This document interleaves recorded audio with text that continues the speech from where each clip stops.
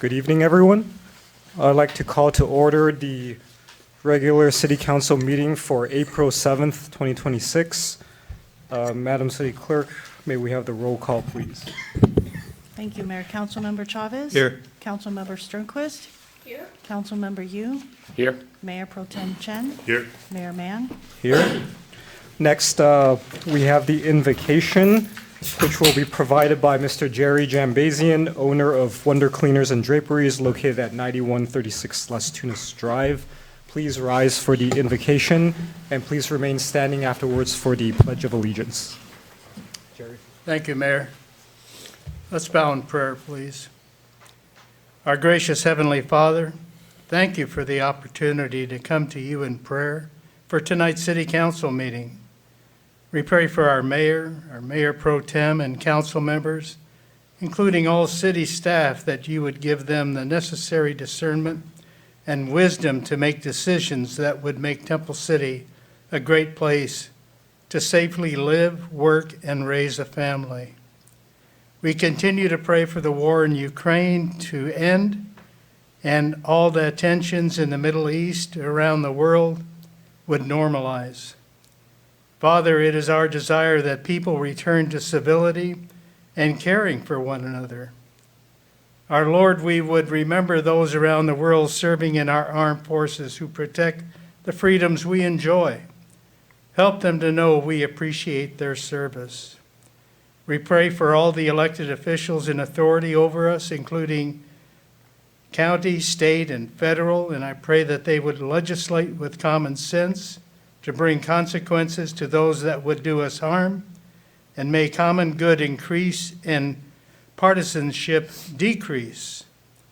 We especially pray for those to us that protect and serve us 24 hours a day, our firefighters at Station 47, and all the sworn and civilian staff at Temple Station 5.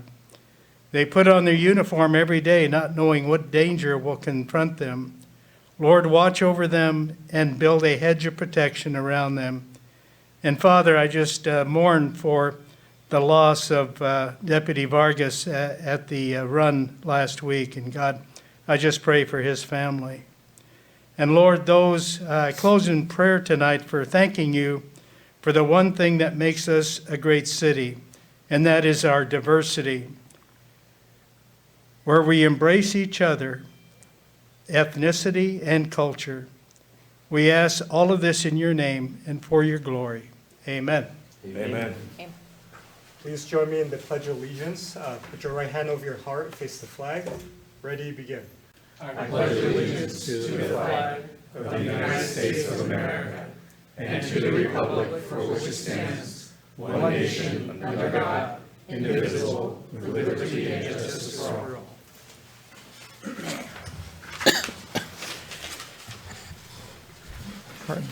Next, we move on to item 5, ceremonial matters.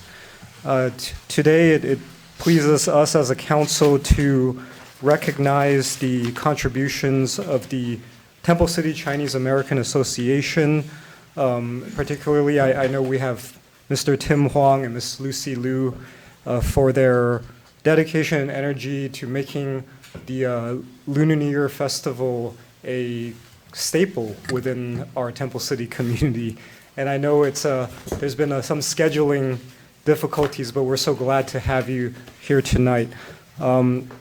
It's been many years that you guys have done this, and so we appreciate the time, the dedication, and energy to making it what it is today. I think the feedback we hear and the work that you've done with our Parks and Rec department has always been very positive, uplifting, and it's always been something that's centered around like who we are as Temple City. It's not anyone else's. It's very much in line and character with who we are as Temple Cityans. So if I would like to ask council first I'd like to ask Mr. Tim Huang and Ms. Lucy Liu to come up if you'd like to say anything. And we also want to get a photo with all the members of the association with council afterwards.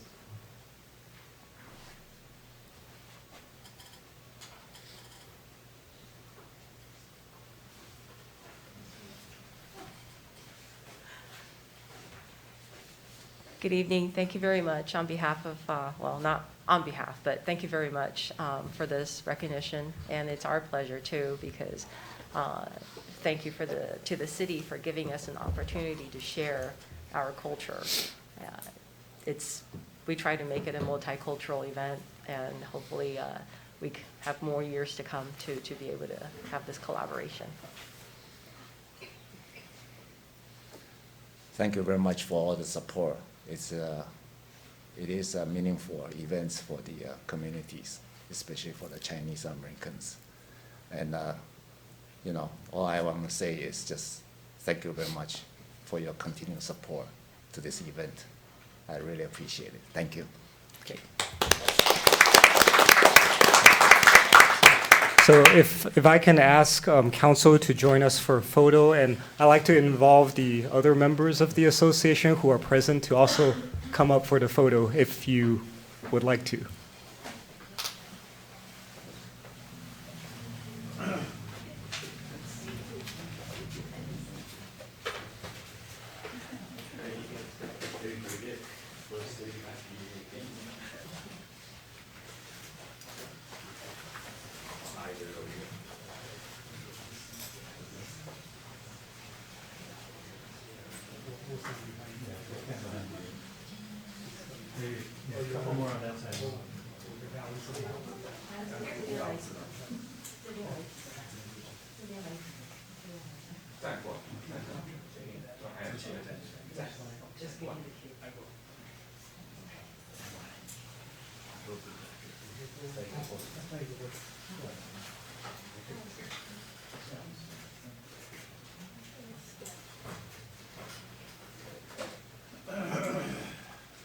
Everybody hold your breath while I take my mask off.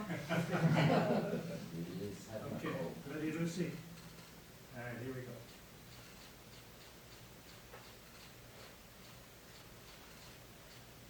Let me just get a close-up of the certificate. Good, thank you.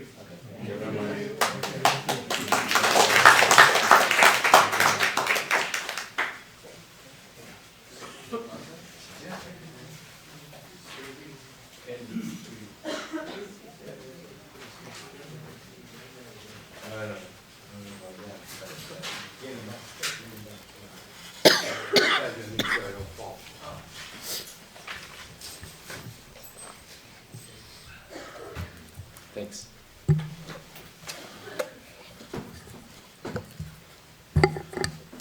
Okay, next we have item number 6, public comments on items not listed on the agenda. Is there anyone who wish to speak to council on an item that is not currently on the agenda? Seeing none, I will close public comments and we will move on to consent calendar. All items may be approved in a single motion unless removed for further discussion. I do note that there is a public comment for item 7G, so we will pull that for public comment before approving it. Are there any other items that council wishes to pull, or we can have a motion to approve the remaining items? Motion to approve remaining items. Second. Okay, we have a motion and a second. May we have a roll call vote, please? Councilmember Chavez? Yes. Councilmember Sternquist? Yes. Councilmember Yu? Yes. Mayor Pro Tem Chen? Yes. Mayor Mann? Yes. So for item 7G, we have a speaker, Mr. Richard Nowak. If you would like to address council, please come to the front.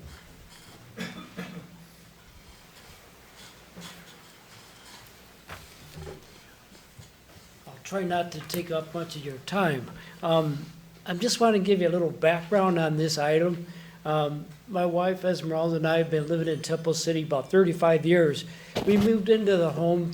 There was a big grove of trees, liquid amber trees. We liked the trees, but through the years they've grown very big. In our block, they've removed the trees little by little. Well, my trees started to grow quite big and the roots extended to various parts of the property. It was too big for the property. And one of the main root systems went up against the foundational wall of the home under the gas line, and another one under the sidewalk. And so I discussed with the Parks Tree Division what they can do. And after Brian Matsumoto looked at the pictures of what the roots look like, he agreed it needed to be removed. So he approved the removal back in December. And at that time, the city came out with their crew. They did a great job. You know, they took the tree out real safe and took all the roots out underneath my walkway. So they basically accepted the responsibility of what they needed to do to prevent any more hazards in my property. But the next step that was a little more tricky for me is that they said, okay, just let the planning department know what you're gonna do when you resume to build the walkway. And all I was gonna do is just put the exact same walkway in the exact same place on the property. And when I went to the planning department, they says, well, you're gonna need an encroachment permit because part of your walkway goes over the 8-foot section from the street to where the house connects. And you're gonna need another zoning clearance. So it comes out to $518 worth of permits. And I just trying to explain to the man, I says, well, this really wasn't my fault. You know, this was the tree that caused this situation that was going on. And, you know, I just don't feel it's fair that I should have to shoulder that responsibility of the permit. Can you waive the permit? And it kind of elevated to Scott Reimers in planning, and he was really, you know, supporting me. He says, but you know, we can't do nothing at this level to waive fees. It's got to go to the council level. So I says, oh, okay. So we were trying to think of different strategies on how to get this done, and it just was spinning around in circles. So I'm here tonight to ask you guys to waive the permit fee so I could start. All I'm gonna do is just replace the exact same sidewalk.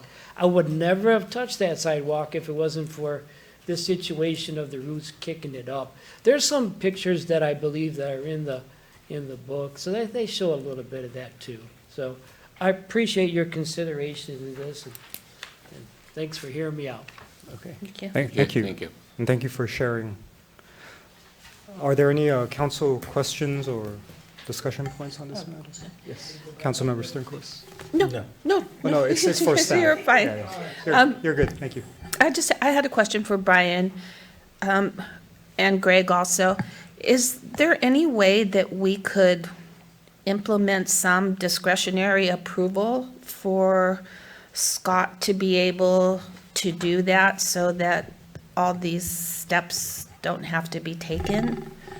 Sure, just legally speaking, you wouldn't want to give a discretionary approval. You Okay. could set up a policy where if something like this, a private walkway, a private driveway that extends into the city's right-of-way is damaged due to a city street tree or a city tree that's also located in that right-of-way, then as a policy, you could direct that there be no fees collected as long as the replacement is like for like. Essentially, the situation that's before you today, you could set up a policy to allow that to move forward without having to come back on each individual case.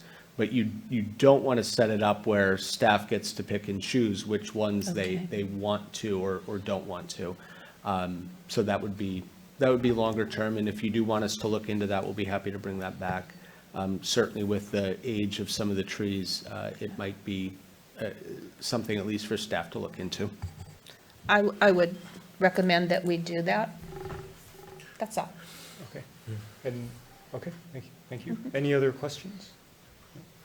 All right, with that, could we have a motion for this item? Mr. Mayor, I move to approve item 7G.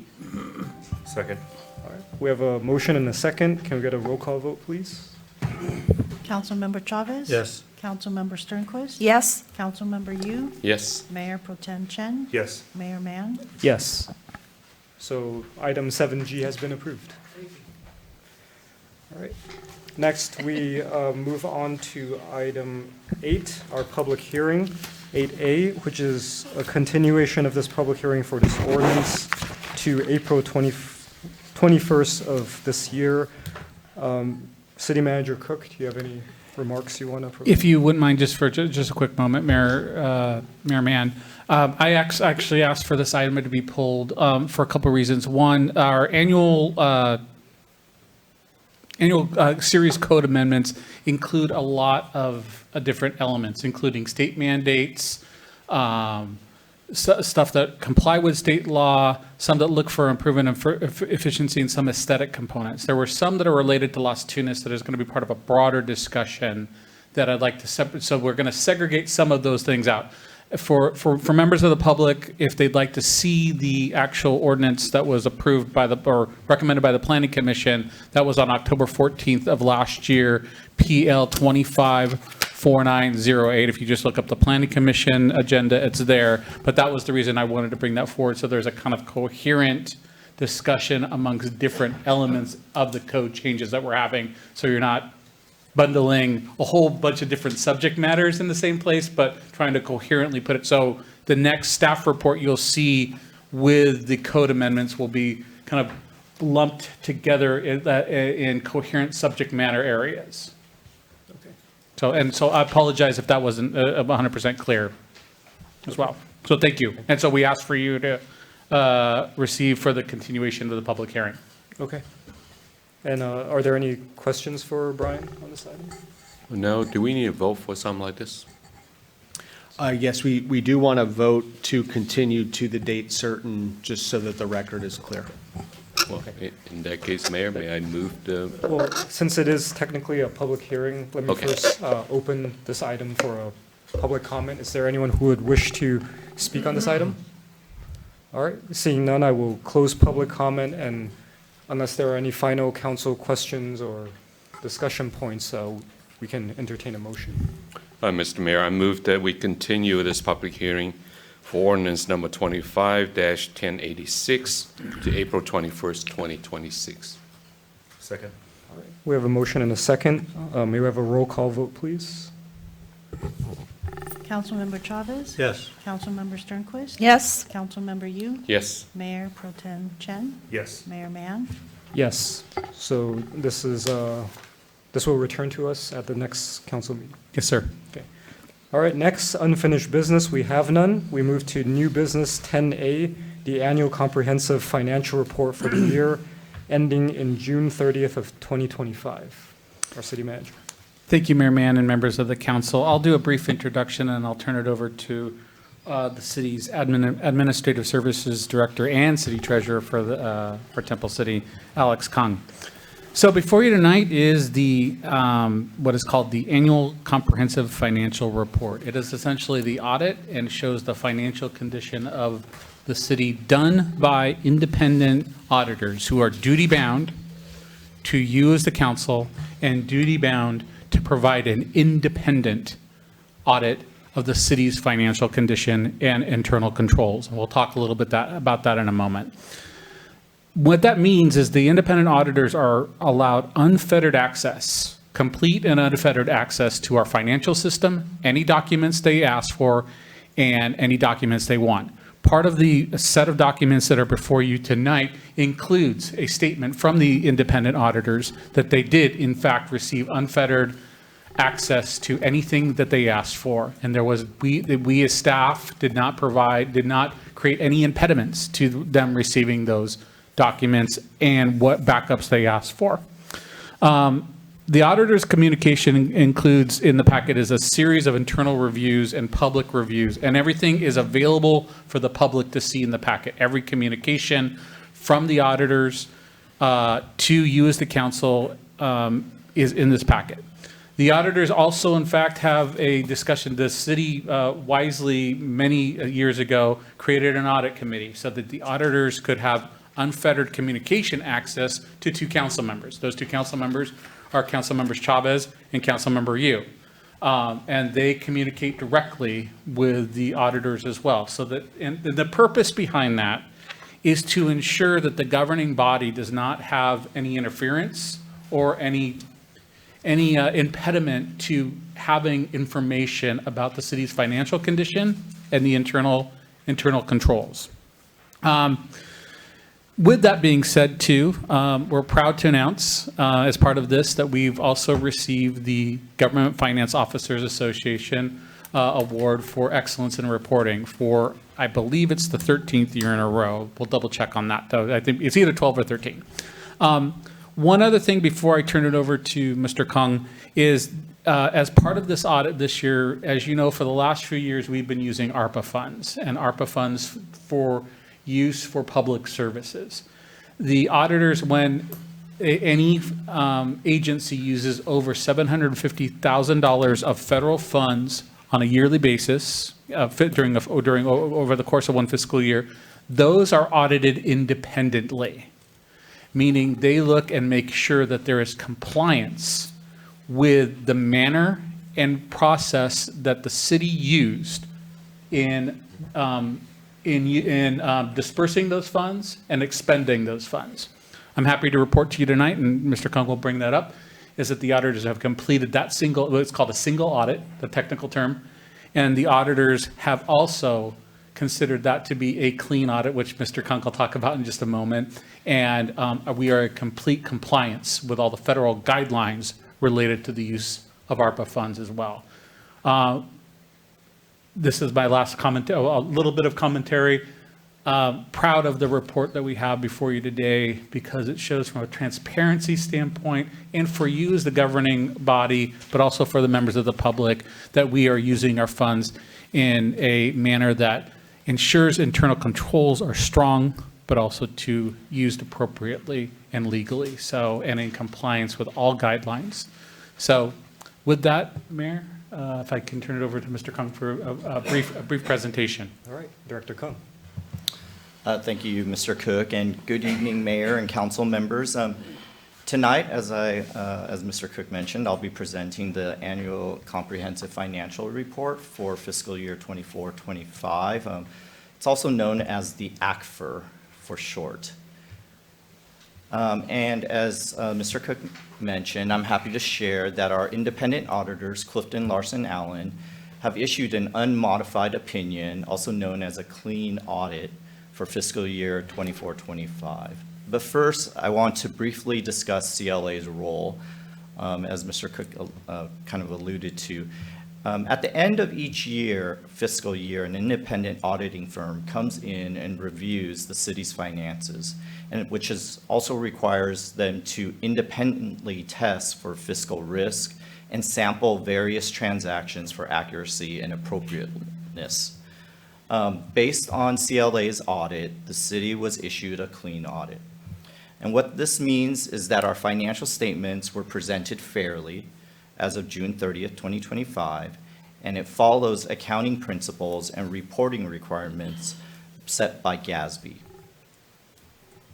Additionally, the city also received from CLA a clean audit opinion for our single audit, which Mr. Cook also mentioned. This single audit occurs when the city spends $750,000 or more of federal funds in a specific year. And in fiscal year 24-25, we spent what was left of our ARPA funds, which totaled about $2.7 million on the sheriff's contract, which is an allowable expense under the ARPA guidelines. In addition, staff recently filed its closeout expenditure report that was done online with the U.S. Treasury. The last bit of good news, and as Mr. Cook mentioned, was that we also were awarded the 2024 Government Finance Officers Association, the GFOA Award, for Certificate of Achievement in Excellence in Financial Reporting for fiscal year 23-24. So it's always a year back. They look at the prior year's financial statements. It's the highest form of recognition we could receive for our ACFR. It's reviewed by an impartial panel that's through the GFOA, and their focus is on making sure the financial statements are comprehensive and transparent to the readers. As I have up there, it says 11 years, but Mr. Cook is correct. It's actually been 13 years. So the city has earned this award, and it's something we do take great pride in maintaining. So I'd like to take a few minutes to review now more in detail the fiscal year 24-25 our focus on the general fund balance. As a reminder, the general fund is the city's main operating account, and it supports programs like public works, public safety, planning, building, recreation, and parks, and other general administrative services, as in the city manager's office and the finance department. The fund balance is essentially the city's checking account, what's left after we pay the bills, essentially. So at the start of fiscal year, July 1st, 2024, the balance was $36 million. As expected, it's decreased slightly by about $548,000, ending the year at $35.5 million on June 30th, 2025.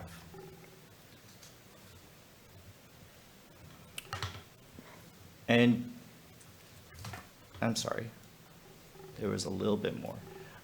As expected, this decrease was primarily due to reinvestments in the community, including Live Oak Park playground improvements, the purchase of Sereno property for a new park, and major roof and HVAC repairs at City Hall. And with that said, the anticipated decrease, which would have been larger if not for several other positive factors. In the fiscal year, we saw interest income that was higher than anticipated, along with an increase in our fair market value of our investments, and a one-time building fee revenues that we saw from the development on Las Tunas, which is currently under construction across from the Ace Hardware store. In addition, we also saw $2.2 million in ARPA funds that went to cover a portion of the sheriff's contracts, which is normally paid out of the general fund, and so therefore there was some savings there for just this fiscal year. Together with these one-time revenues and savings, this helped offset the cost of our capital project and allowed us to maintain a strong ending balance.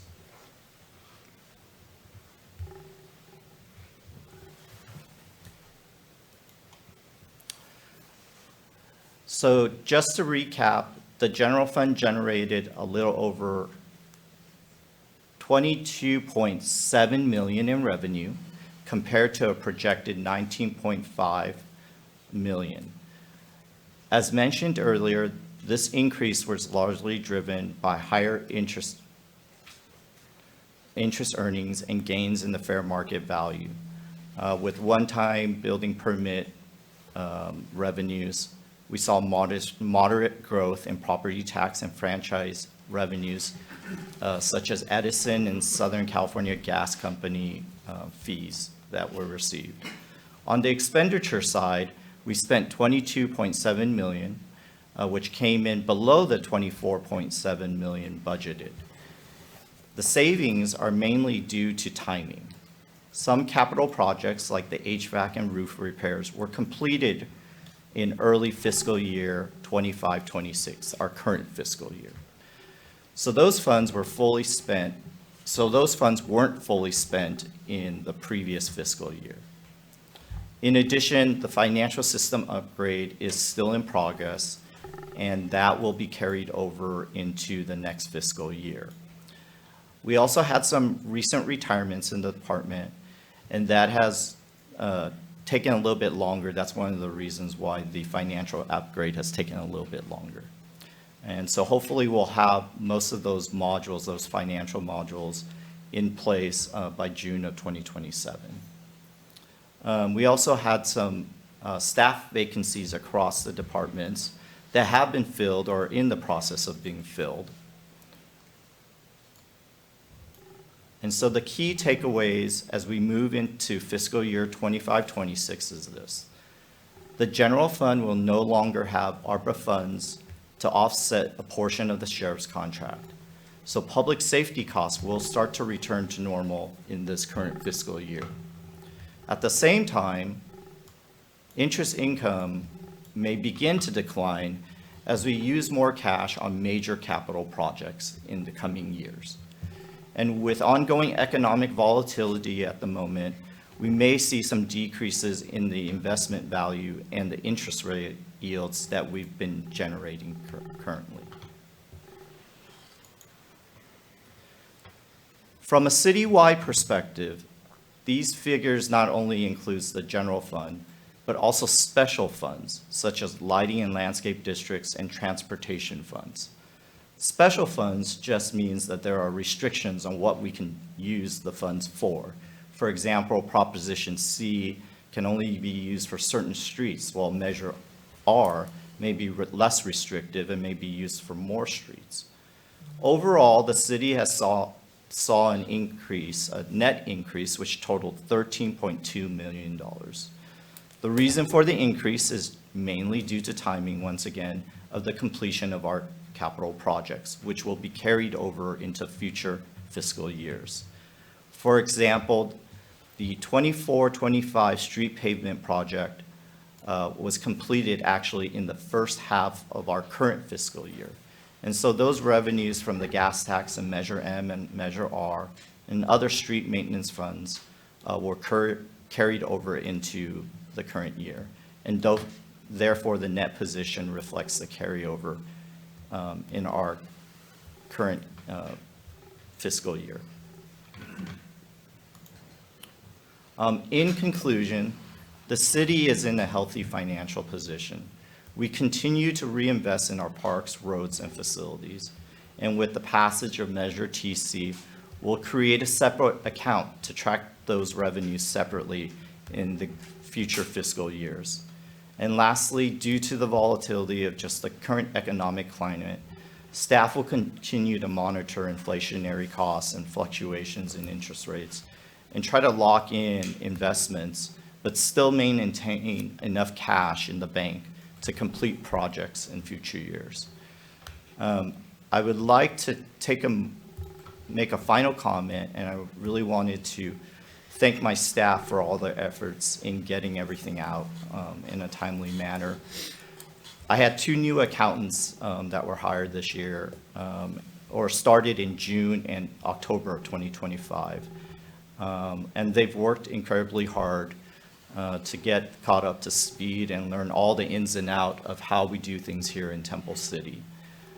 And I would be remiss if I didn't thank Jenny and Karen, our other staff members, as they kind of held down the fort while I worked with our new accountants, Emily and Ton, to kind of get caught up to speed. And everybody here has been very helpful, and I really appreciate everybody that we just work as a team, and it's been great. That ends my presentation. Are there any comments or questions? Okay. Thank you, Director. Any council questions? Maybe we'll start over on this side. Councilmember Sternquist? Yeah. Councilmember Chavez? No. Councilmember Yu? Probably more of a general question for both Mr. Cook and Mr. Kang. And I think a lot of the accounting maneuver, if you will, has to do with ARPA funding. Would I be correct in saying that it has helped improve our general fund position? But in the coming years, I think Mr. Kang, you alluded to it, that perhaps we'll see a decrease in that.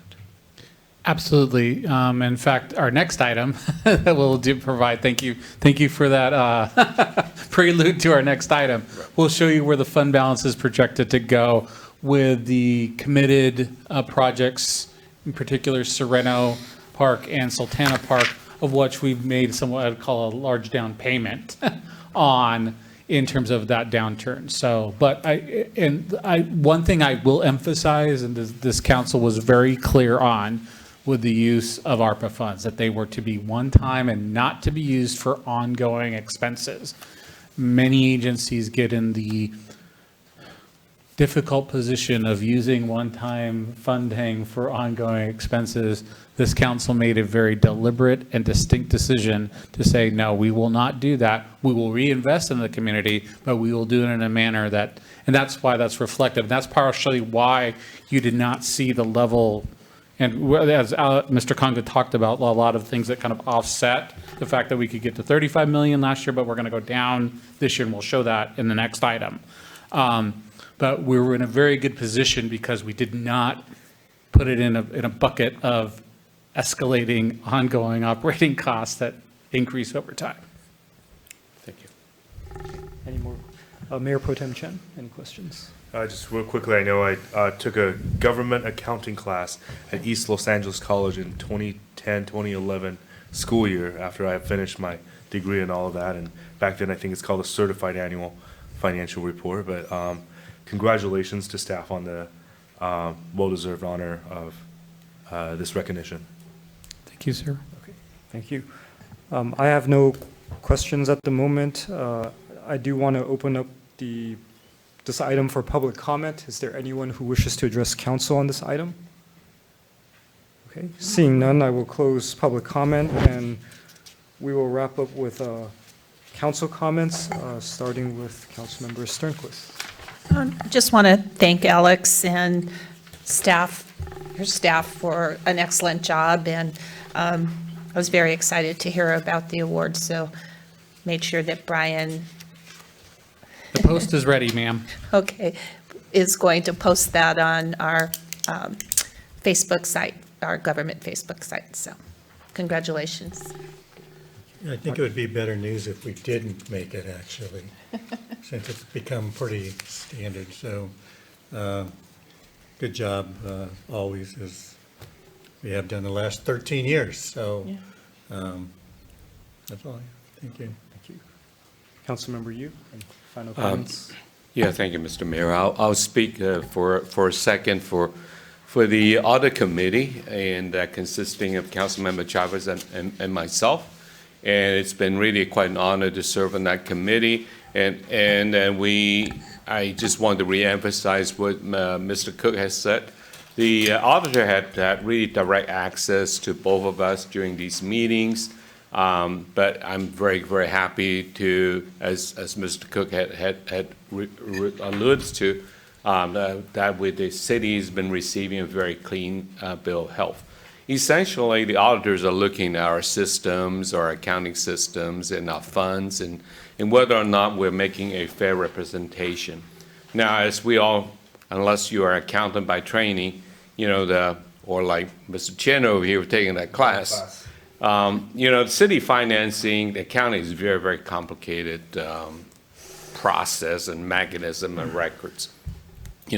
I think what we're doing as an audit committee, our job is to make sure that an independent auditor has looked at our books and making sure the staff has done the right thing and what's been presenting to us, just like what Mr.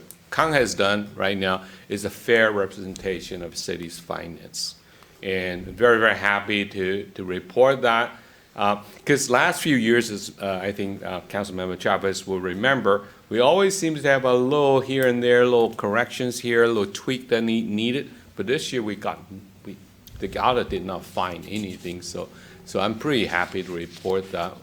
I think we are in a good place, and that's why, seconding what Councilmember Sternquist was saying, congratulations is in order for Mr. Cook, Mr. Kang, and their staff that they've been doing a very good job. And the other second part I want to emphasize was that the use of ARPA funding, there might be questions in layman's terms, where these fundings are being used, and there are big numbers, and why we've been moving them around. I just want to say that all municipalities do that because there is a time constraint on these funds. The ARPA funding, actually, we should actually mention that it stands for American Rescue Plan Act money that all municipalities get. So, and also the independent auditor did report back that they audited our use of the ARPA funding, and they found everything is in order. So, and if I'm correct, Mr. Cook, we're done with all the ARPA funding reporting as well, right, to the federal government? Yeah, just about a month ago or so, Mr. Kung and I submitted our final expenditure report to the federal government on the use of ARPA funds. Yeah. But then again, obviously, moving forward, we no longer have the ARPA funding to help. So we need to really, as always, we need to watch where we spend our dollars. But congrats. I don't know if Councilmember Chavez will add anything to the audit committee No, meetings. pretty much covered. Thank you. Thank you. It's a pleasure working with staff and you as well. Thank you. Thank you. Mayor Pro Tem Chen? None of this time, thank you. Okay. I do want to echo Councilmember Yu's comment. I think there's a lot of rules and regulations and laws that govern what we can and cannot do when it comes to the city's finances and the many different funding sources that we draw from. And it's a complex web that, unless you have Director Kung's knowledge and expertise, it's hard for us as non-accountants to really kind of sift through that.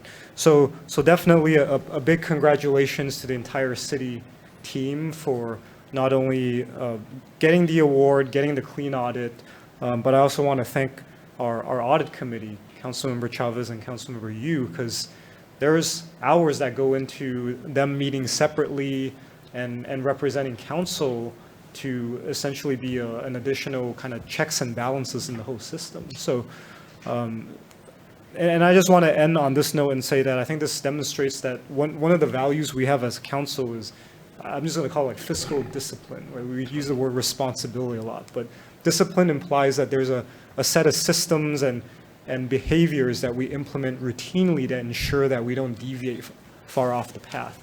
And if there is any deviation, we immediately try to correct it before it gets any worse. So all in all, congratulations to the whole team.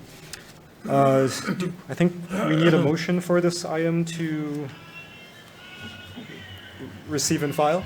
Make a motion to receive and file? Second. Okay. We have a motion and a second. Do we need to vote on that, Mr. City Attorney, for receive and file? We've already had a motion and second, so we might So as we're well. good? Thank Okay, you. unless, okay. So it's been received and filed. Oh, actually, I'm sorry,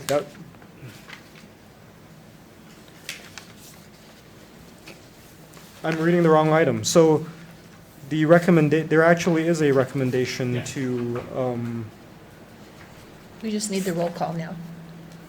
yeah, so let's start over. There are some recommendations in the staff report. Could we have a motion for those recommendations, 1 through 5?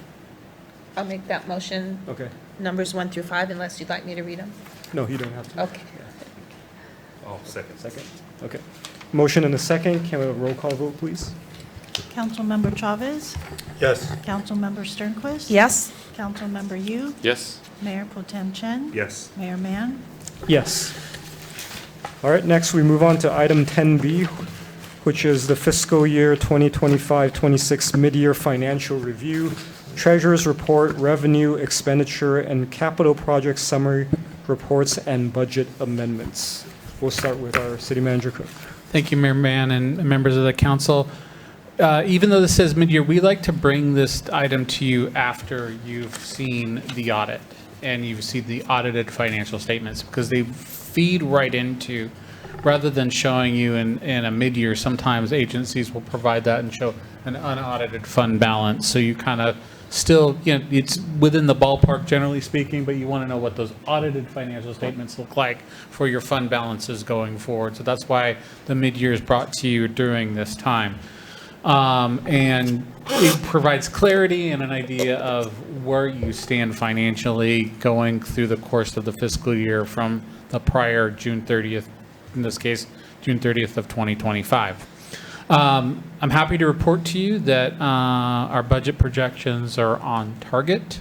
And as we are going through the latter part of fiscal year 25-26, we are doing very well. Mr. Kung will go over briefly some of the items that we are asking for either a continuing appropriation on, including some capital items. And the one item to which Councilmember you alluded to is where will our fund balance be projected at June 30th of 2026? And what that will note is essentially two items, about $5.8 million, and the majority of that consists of two things: the Serrano Park project and the Sultana Park project. But as you know, and as you've directed as well, to go after other agencies and grant funding and elsewhere. So that is still so that truly is an estimate of what the fund balance would go down to. If we do receive outside funding, that, that essentially $5.8 million drawdown on fund balance could be less. So, but we want to budget and give you the most accurate picture that we can based on the down payments we're making on these projects. So hopefully, but that will put your fund balance as the audited fund balance, which Mr. Kung showed you earlier at June 30th of 2025 at $35.4 million, down to $29.6 million, assuming all that funding would be expended. But we won't be able to expend all that because we're not going to be able to build a park in 3 months. So, and we don't want to. But you have in your mind as the council kind of where you stand financially, assuming all that funding is expended and we don't get any other outside funding for it. Your fund balance is going to be close to about $29.6 million at the end of the day. But with that, Mayor Mann, I'll turn it over to Mr. Kung. All right, Director Kung. Thank you, Mr. Cook, and good evening once again, Mayor, council members. As kind of mentioned, this presentation is a summary of our mid-year financial position and proposed budget amendments for fiscal year 25-26, our current fiscal year. As Mr. Cook mentioned, overall, the city's operating revenues and expenditure actuals are tracking within budget expectations. So here's an overview of what we're going to go over, and we'll briefly go over the general fund and the proposed budget amendments and projections at June 30th, 2026. And then we'll touch on the special fund activities and proposed budget amendments, and then I'll wrap up with some brief conclusions and recommendations. We'll start by looking at the general fund budget, the bar in blue, and revenues that were received through December 31st, represented in the bars in orange. The general fund revenue projection was approximately $19.9 million, with $6.1 million, or approximately 31% collected as of December 31st. And while this figure may seem a little low, we're actually on track. The variance you're seeing is caused by timing delays of when we receive our taxes and our intergovernment revenues, which is also known as in lieu VLF, and I'll go a little bit into detail in a minute about that. With the minor exception of the fines, forfeitures, and penalties category, which is due to court fines, and I'll talk about that in the budget amendment slide.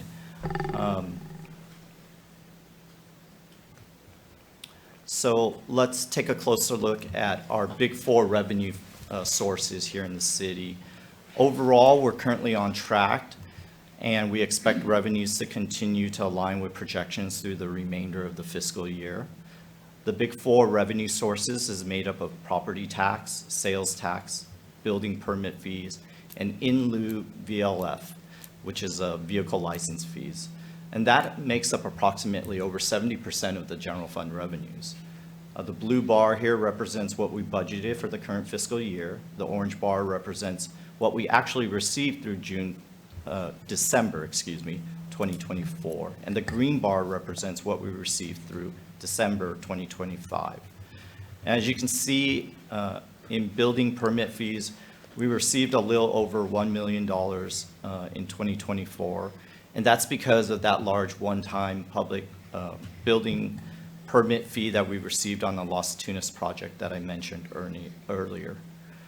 For the sake of comparison purposes, I went ahead and provided this graph of what we actually received in lieu vehicle license fee that we actually received in January of 2026.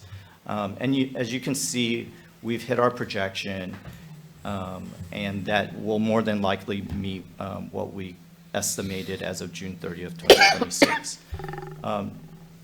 Just a little background, in lieu vehicle license fee was a concept that the state came up with back in 2004 when the state decided to give cities property tax revenues instead of vehicle license revenues. As it turns out, the cities have received more revenues from in lieu vehicle license fees than would have if we actually got the vehicle license fees back then. So it's been beneficial for the cities.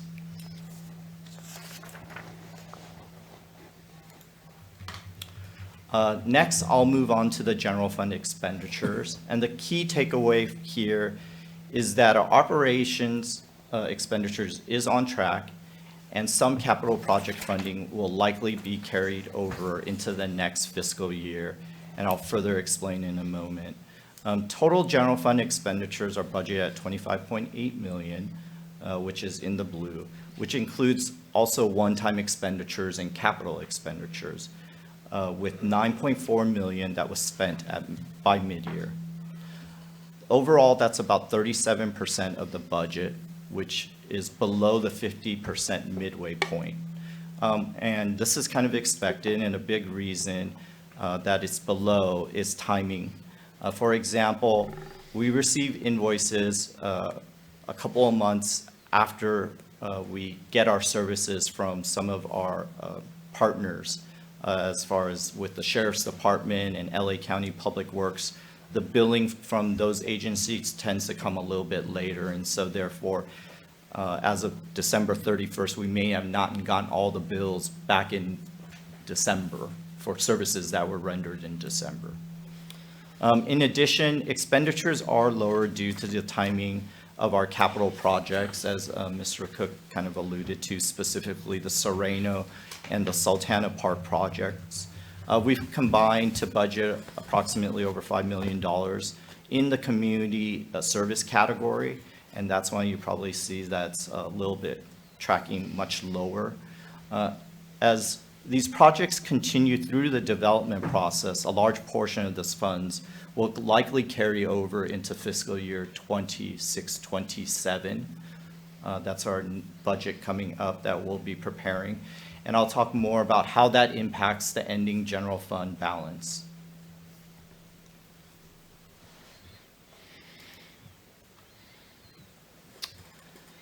So budget amendments, what I wanted to kind of go over. So we're proposing a net increase of approximately $507,000, and this includes higher zoning activities for about $60,000, increased vehicle license fee, in lieu vehicle license fee projections, and a modest increase in franchise fees and miscellaneous revenues.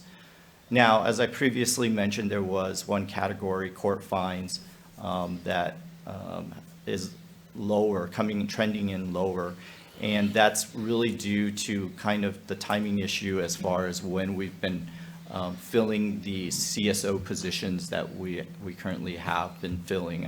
I know that from the HR perspective, I think we have them all currently filled, or they're in the process of filling in the last one. Also, you'll see that we have a $350,000 rollover for the generator. So what this was in the prior fiscal year, council had appropriated funds for a new generator, and that process, that project has taken longer. And so we're requesting to basically carry over and put that back on the 25-26 budget. And you'll also see, so these are revenues that will be coming out of reserves, and then you'll also see on the expenditure parts below that the generator is also being recorded. So moving on to the expenditures. Expenditure adjustments reflect both some increases and savings that we have. We've had some higher increases for one-time repairs. We've also had some temporary vacancies, and so we needed some staffing to fill in those vacancies. But those vacancies are getting filled now. We had some salary benefits that basically are offsetting the temporary staffing vacancies that we have. And so that comes in at about $580,000. Okay. So I'm going to apologize because this slide was made by an accountant. There's a lot of numbers on here. And so I will try to keep it as simple and straightforward for everybody. So I would say that the key takeaway is that after incorporating all our proposed budget amendments, there is minimal change to the projected fund balance when you compare it to the original balance that the council passed at the beginning of the fiscal year.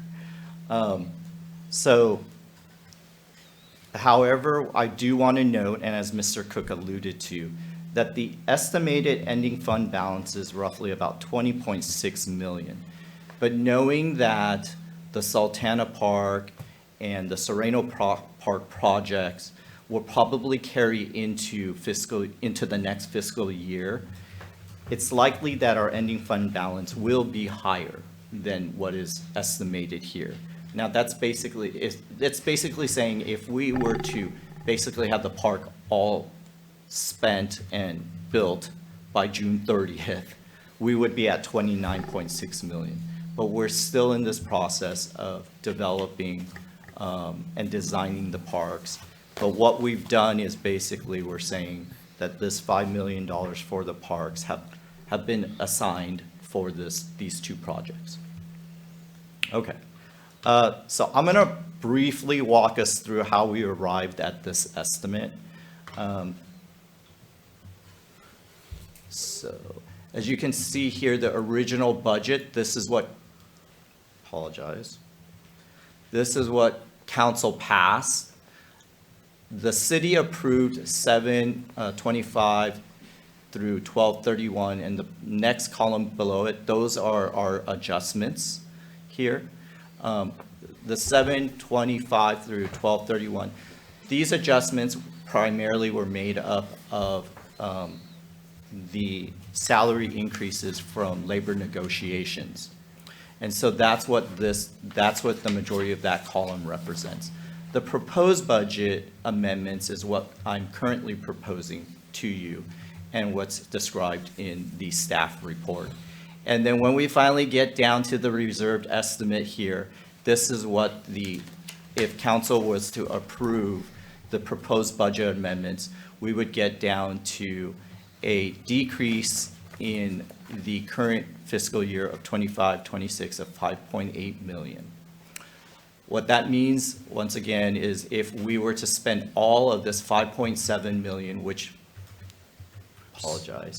includes the Sultana Park and the Sereno Park projects. And then ultimately we get down to the bottom, which is the 29, and that's how we get to the 29.6 million. Mayor, if I may, just make a quick comment. So basically, in front before the council tonight is really the third column over here, proposed project adjustments. That is what we need to approve. Yes, sir. Tonight. Right. Thanks.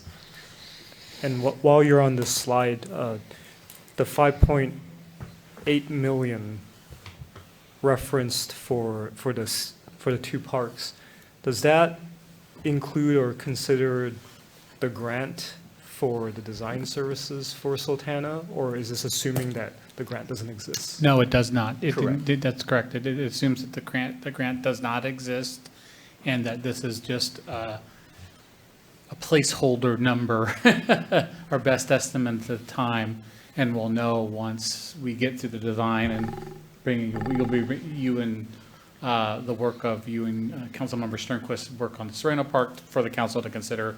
We'll have a budget adjustment, and as we said before, hopefully, cross our fingers, some funding will come through from some other agencies to not have to draw down that whole amount.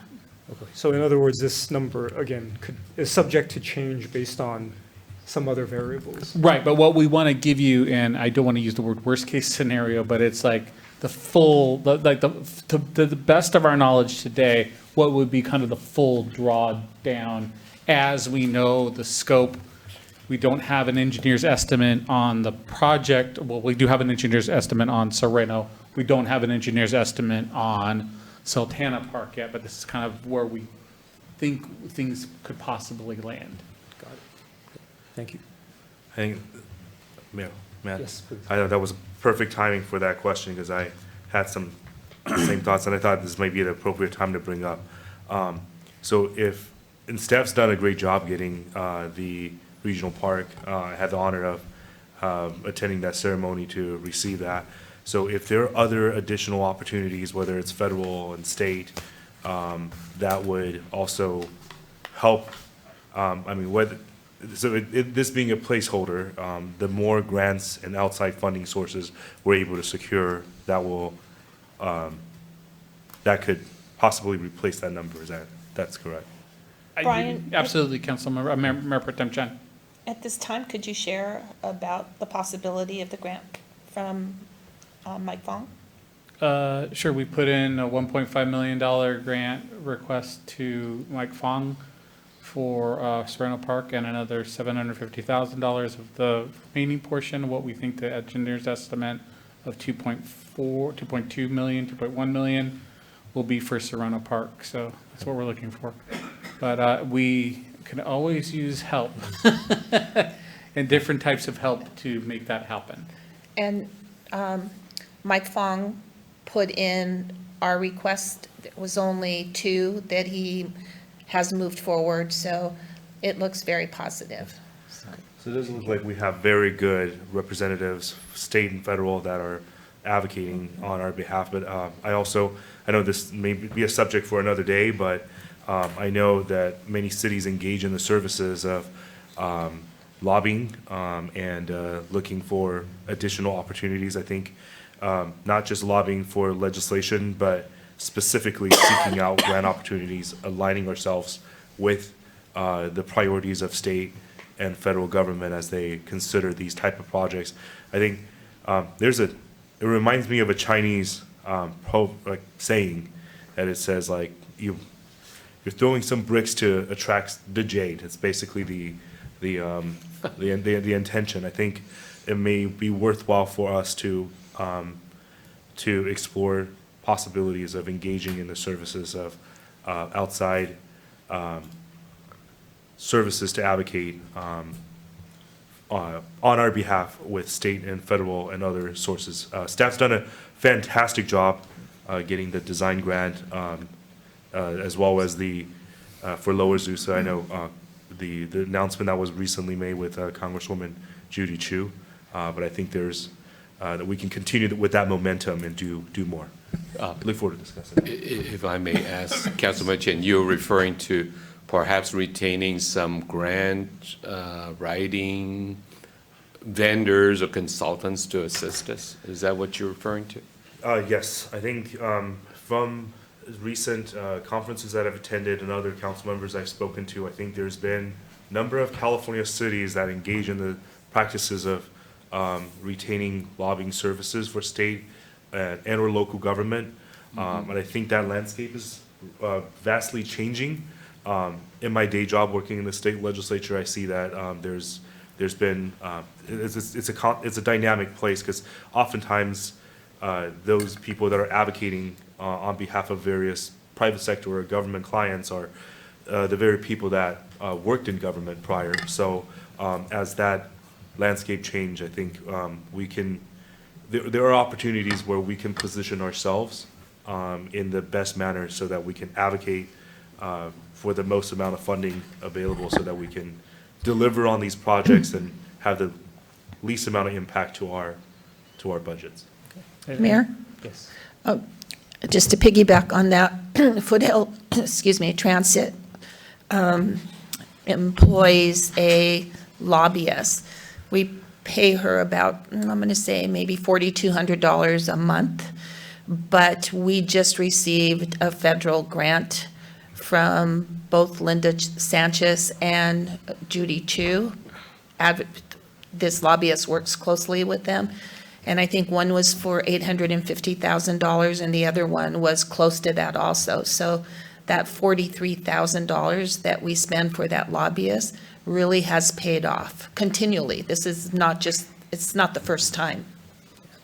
Yeah, and thank you for the ideas. I think in a future, there's going to be a future council session focused on discussing overall priorities that tie into our upcoming budget study session. And so I think these are ideas that I'm sure our city manager has heard clearly and will incorporate into future discussions where we can decide on the merits of where we want to use that.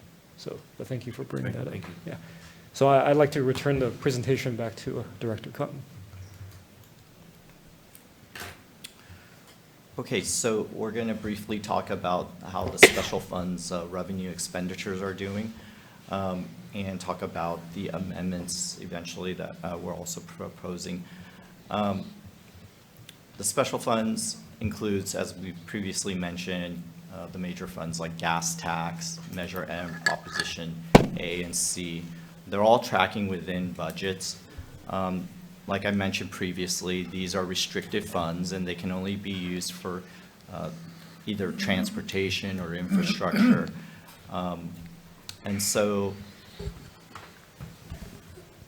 we may have some special funds that are tracking lower, and the reason why, as far as expenditures are concerned, is they all are pretty much tied to our capital projects. And so if our capital projects are just lagging behind, as far as just timing due to whether it's design or however, most of the costs in construction, most of the costs in capital projects are construction related.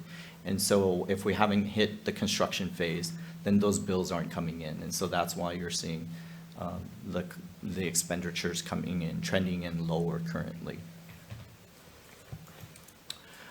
So this is the budget amendments that we're recommending for the special funds.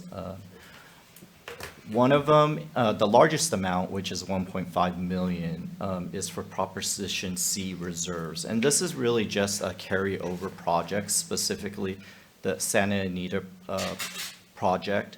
It should be pavement project, not payment, I apologize. So that should be the Santa Anita pavement project. That is a carryover into 25-26. And then we're also requesting gas tax funds, which we have plenty of right now in reserves, for a pavement studies project that we'd like to do. And so those are our two budget amendment requests for the special funds. So in summary, the general fund revenues and expenditures are on track. And with staff's recommended budget amendments, there's minimal net change to the general fund balances as June 30th, 2026, as you saw earlier in the slides. But however, as we've been discussing here, it's more than likely that the general fund balance ending as of June 30th, 2026 will probably be more than 29.6 million. And for the reasons that the capital projects for Sultana and Sereno will go into fiscal year 26 and 27.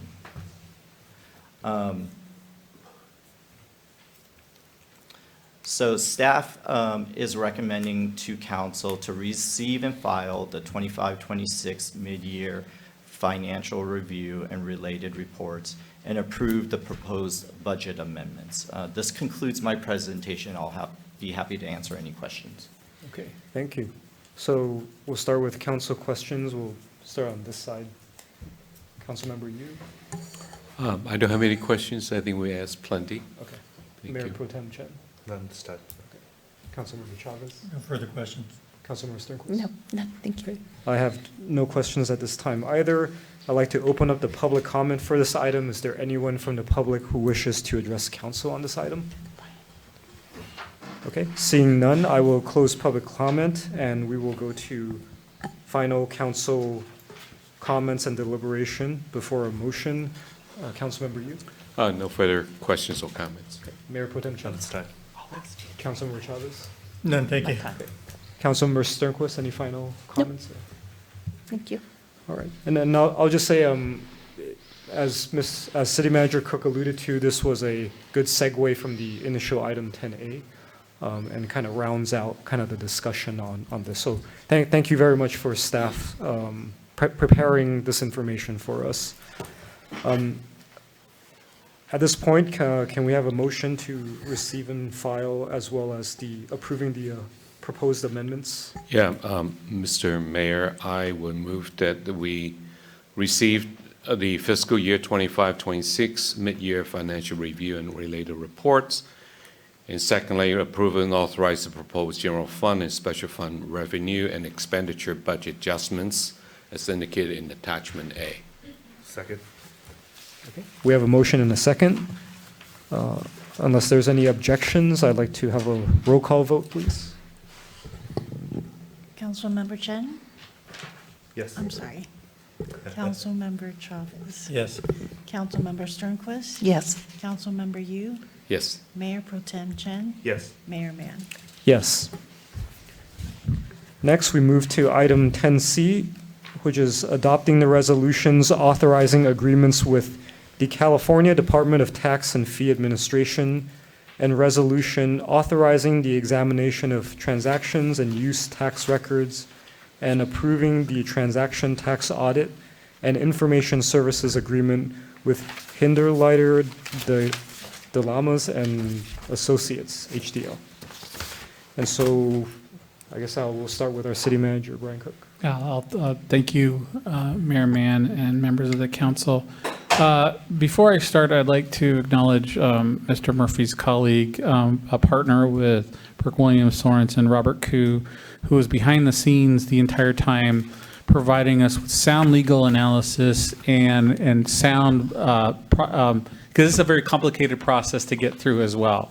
So Robert was really essential, and he's been working in advance. I think you saw before we actually did a first reading of the ordinance at the time that you actually placed it on the ballot. That was part of his legal advice to get us so that we can ensure, and I'll talk about some of the guidelines here.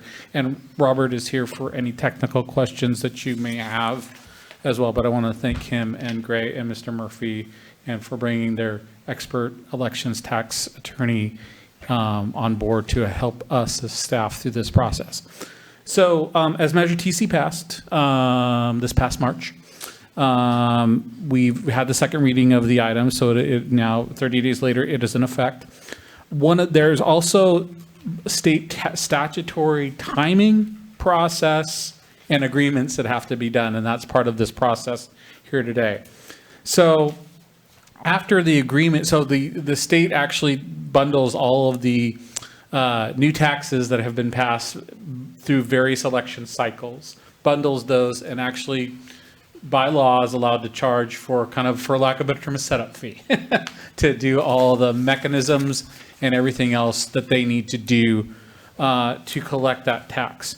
Over the summer and early fall, they will be informing all of the taxpayers, essentially the businesses, those who collect that tax. And on or approximately October 1st of this year, the tax should be starting to be collected. So there's the statutory time that the state law allows us to do the readings, timing from when the second reading is in effect to, or is enacted, to when they can collect the tax. So Mr. Koo's also been helpful, and Mr. Kung has done a good job as well in making sure we're communicating with our state partner and our state agency as well to make sure all those things are in place. I haven't done one of these tax measures in quite a long time as a finance director, so I'm glad other people are doing it and experts are doing it. Also, too, part of this item and the action item is an amendment with HDL. HDL, HINDERLITER, and LLAMAS does both our sales tax analysis and our property tax analysis. They provide an invaluable service that essentially make sure that the state is implementing and taxpayers, those who are supposed to pay the tax, are doing that. They catch mistakes. It's a huge state, a lot of taxpayers in each of the various jurisdictions. Sometimes there's mistakes that are made. HDL catches those mistakes and helps us go through that process. But also, too, the forecast that you see that Mr. Kung will bring forward during our budget discussion in a few months is based on the analysis that HDL provides. That is the baseline analysis that we use, and they do this for hundreds of cities across the state of California, Northern California, Central, Bay Area, Southern California as well. So they're an essential partner in this process and have great trust in their expertise. Once the agreement is signed here today, or you give an authorization for the agreement, we will sign that agreement. That will kick in the time frame that the CDTFA is required to implement the tax, and then on or about October 1st, the businesses and other ratepayers in Temple City will be charging that additional 3/4 cent. With that being said, I don't know if there's anything else to touch base on. So, Alex, Mr. Kung is here, Mr. Koo is here, if there's any technical questions that you may have. Okay. Thank you. Thank you. So we'll start with council questions. Councilmember Sternquist, any questions? I don't have any questions, thank you. Councilmember Chavez? No. Okay. Councilmember Yu? No question, I'll make a comment at the next round. Okay. Mayor Pro Tem Chen?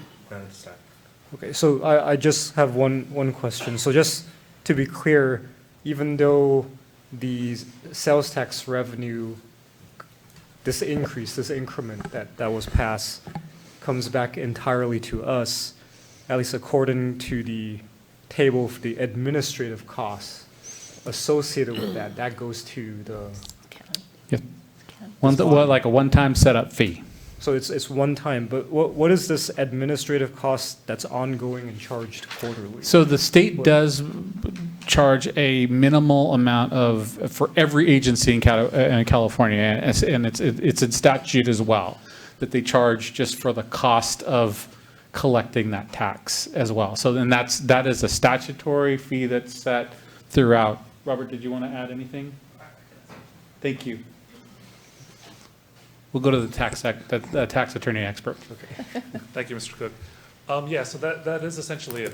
It's an ongoing fee that the state charges for collecting the tax on behalf of the city, and then they remit that tax on a quarterly/monthly basis back to the city. So it costs them money to run the tax for us. So they're allowed to deduct that out of our revenue. Got it. Okay. And they do that for our 1% that we have existing today, and they'll be doing that for this transaction use tax too. Correct. Okay, got it. So it's adjusted every time the sales tax itself has been adjusted? Exactly. Yes. Okay, thank you. Okay, so on this item, I will open the public comment. Is there anyone who wishes to address council on this item at this time? All right, seeing none, I will close public comment, and we will go to final council comments or discussion items. Councilmember Sternquist? No, I'm okay, thanks. Councilmember Chavez? No, thanks. Councilmember Yu? Thank you, Mr. Mayor. I believe this item may have been addressed at the last meeting at 3:17, and unfortunately I couldn't make it because I had a knee surgery next day, so I skipped the last meeting. But I really want to take this opportunity to thank everyone in the city that support Measure TC. And just like the earlier comment regarding the audit committee and how the city's been very careful in using its finances, I also want to say that I think the number of votes out there passing the Measure T shows that perhaps some folks still have some questions as to how we use Measure TC money. So I just want to say that the council had discussed before, and I believe that I can say that the council is committed to really very carefully in spending our 3/4 cents sales tax money on improving the public safety of Temple City. So I just want to take this opportunity to thank everyone that supported Measure TC, and also assure those who might feel a little differently by not supporting it, that this council is going to, the city is going to do everything we can to make sure the money is well spent. Been reflected all along with our reporting on finance and how we've been doing with ARPA funding, with the Parks Capital Improvement Program.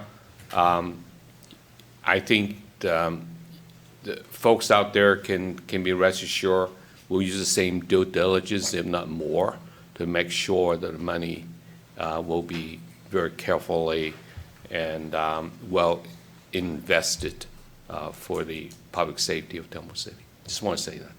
Okay. Yeah, because I missed the 317 meeting, so. Sure. Mayor Pro Tem Chen. I couldn't quite possibly follow that, so no comment at this time. All right, thank you. And I will just maybe add and build off of what Councilmember Yu said. I think for those interested in sort of what's going to happen, we are rounding out to the next budget study session coming up relatively soon. So for me, it might sound weird, I'm actually really excited about that budget study session, because now we have the prospect of this revenue stream that in prior fiscal years we could not consider. So it will definitely make that discussion different and dynamic in more ways than one. So again, I want to thank the team and thank you, Robert, for attending tonight's meeting and for all the work you did to help us support and get us through this measure.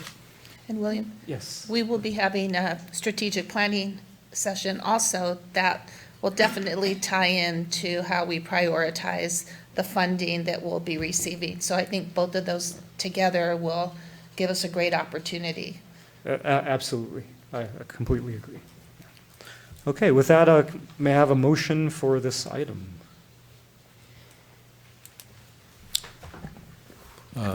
Mr. Mayor, I'll move that the city council consider the following resolution agreement for approval. Adopt resolution number 265866, authorizing the city manager to execute agreements with the California Department of Tax and Fee Administration.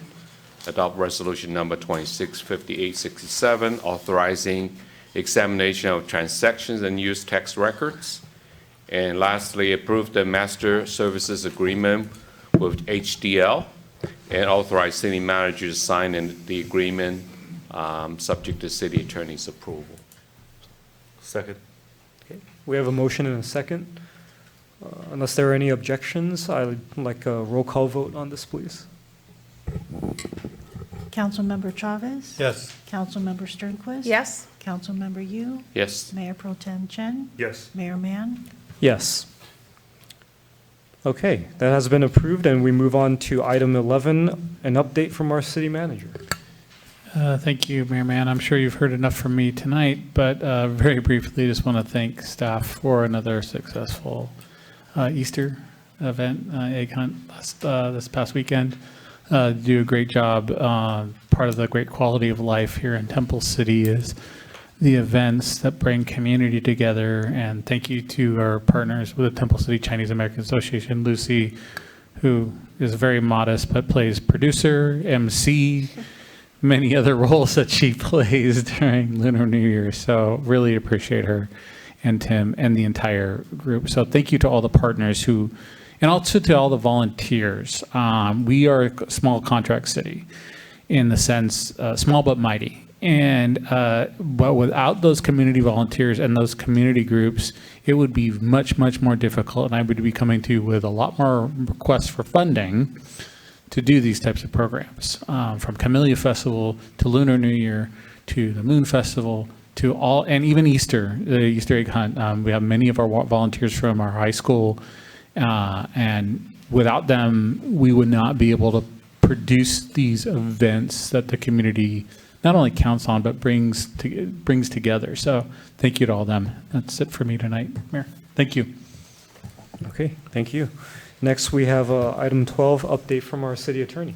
Thanks, Mr. Mayor. Nothing substantive or huge tonight, just a reminder that as the city starts its budget process, the state is deeply involved in its own, and we always, or at least for the past 6 or 7 years, have seen budget trailer bills that tend to have impacts far beyond the budget. So we'll be keeping an eye on those and bringing them to you as we move along. Thank you. Okay, thank you. All right, next we have council reports regarding ad hoc or standing committee meetings. Do we have any reports for meetings? Well, Mr. Mayor, we kind of reported out the audit committee with Councilman Chavez and myself. Okay, thank you. Any other reports? I don't have a report, I just have a question. This city-based homeless plan standing committee, what's up with that? I don't think we've met for 2 or 3 years. It's No, you haven't. Councilmember Sternquist and I, do we actually need it, or? I wouldn't want to say you want to disband the item, but I think you may want to keep it intact because the kind of precariousness of funding and the manner in which the county homeless measure is going to be implemented, it is still not fully clear as to what elements of existing programming are going to be in place. So Could we Can we have, get like a report on that? yeah, could we or have Yeah. someone from COG come and meet with Tom and I? yeah, I could either have Caitlin Sims, who you work with at the COG, she's kind of the subject matter expert. Caitlin does a really good job, and she works with us. So I could ask. I don't even think we ever heard the final numbers on the homeless count. Did we? I did. No, we did not get an Is that official. still, have we gotten that yet, or? We haven't gotten anything from this, It was our, like I thought 3 we months had ago. an unofficial amount that was like 9, and then we didn't get it confirmed. yeah, we are not in double digits from what we think as an unofficial, our own count, not the state, I'm not speaking for any other agency. But our own count, we believe we're under double digits. Well, I guess I don't really have a main objection to keeping it on, but it would be nice to do something on that rather than just have it there. Okay, I know, no I problem. remember Mr. Murphy telling us a long time ago that you can't just keep these things going on. We'll put, and on. we'll put one on your schedule in the next month. Okay, thank you. Okay. And while we're on this item, I did get a reminder from our city clerk that we may need to establish a commissioner recruitment ad hoc committee around this time, as we have certain commissioners whose terms are expiring in June. So I guess this is kind of I know last year it was Mayor Pro Tem, you and Councilmember Chavez, right? Yeah. They I did would- a great job. I'd I nominate would them like to again. not be on it again, since I've been doing it every year for I don't know how long. I and- just nominated you. Yeah, thank you, I appreciate the nomination, but I suppose if no one else doesn't want it. Councilmember Sternquist or Councilmember Yu? I- Any interest? I saw Vincent, Ed if you'd like raise his to- hand. Ed raised his hand. Well, you were on the last one, but weren't you? 2 years ago. 2 years ago. That's when Oh, you it did the was 2 show and I years did it ago. by myself. Oh, it was, Yes. okay. Yes. So Councilmember Yu and Mayor Pro Mayor Pro Tem Tem Chen? Chen. Okay, then Thank you. I would like to establish that committee. And I think we have a certain protocol that we follow, so I'm sure our city clerk will bring the committee up to speed, so, okay. Just a thought, when I was at, I don't recall why, I was at the city of Rosemead recently, but I was at City Hall, and I met with Sandra Armenta, the mayor, and I was looking at their postings, and I was looking at all their commissions, and we're always talking about how we can engage more people, right? And they have a beautification commission that deals with getting volunteers together to help maintain the parks and clean up. The commission does that. They are advocates for landscaping that looks attractive. And I thought, it doesn't have to be a beautification commission, but I know we tried a public art commission at one time, and then that sort of just fizzled out. But maybe we ought to think about implementing a new commission. I mean, it definitely, it would take some staff time because we'd need to have a liaison for that group, but I'm sure maybe we can think about a new commission, just something to think about. Yeah, and of course, I think we're always open to ideas, and if that was an idea or a suggestion, then I would like to hear some feedback from Brian and from a staffing perspective, as well as a operational needs perspective. Because I think if we were to establish any new commission, we'd first have to have role clarity about what that commission is serving in relation to everything else that is going on. So- Maybe we could have Brian have staff reach out to the various surrounding cities and see, well, actually, all the commissions are posted, so it's not that much work to do, and see what the different commissions are. List them, maybe bring them back to council, and then see what, the roles are that are already defined. I mean, we could always tweak them, but I don't know, it's just a thought. We're always talking about engaging more people. Okay, I'm sure, yeah, go ahead. Kind of relevant to that discussion is, we've always talked in the past about bringing back our Citizens Academy. That's never happened for a long time, and that the impetus behind that was it got people engaged and thinking about the different things and what we can do or how they can help the city, and that might be kind of a tie-in with the fact that maybe we need some new commissions to address certain issues in the city. But I'd like to see us bring that Citizens Academy back in some shape or form. It seems like, it was very vibrant 8 years ago, and since that time it's gone down and down and down, and now it's non-existent anymore. I can't remember the last time we had a Citizens Academy. 2014. Oh, been that long? No, that's way too long. I think that was the one I attended. Is it? Look at you now. See what happened? We got a couple member out of it. So it worked. Yeah, I agree. You I got think 3 gray-haired people here, right, Yep. Tom? Yep. I mean, mine's just covered, but, I do recall one of the challenges was the time commitment, because I do remember the 2014 one being, there was I think it was 2 or 3 hours on like a Thursday for consecutive weeks. Yeah, but then we recognized mini that, version. and then we kind of made it a little bit more user-friendly, and I would like to see us go into that kind of version. Because you're right, it is a big time expenditure for staff, there's no question. And with everything that's going on, it's hard to really commit that, but there should be some way for us to do some type of limited program that will help people get more engaged and introduce them to what we do in the city and how we do it. And that gets them more involved, I think.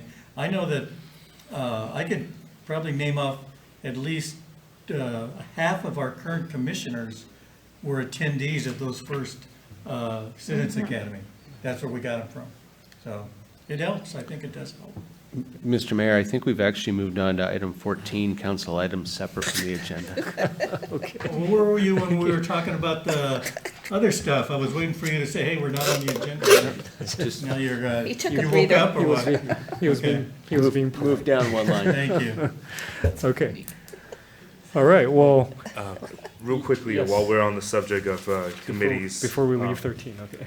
Yeah, on 13, just anticipating, I mean, this may be premature, but we can talk about it later if there's a desire, especially during our strategic planning meeting. But if we were to move forward with the services of a advocate or a lobbyist or grant writing firm, not exactly sure which realm it is, I think it would be helpful to have a couple council members as part of a ad hoc to review, to select, and to recommend a firm or individual or whatever the company that would be to advocate, to bring back to the full council.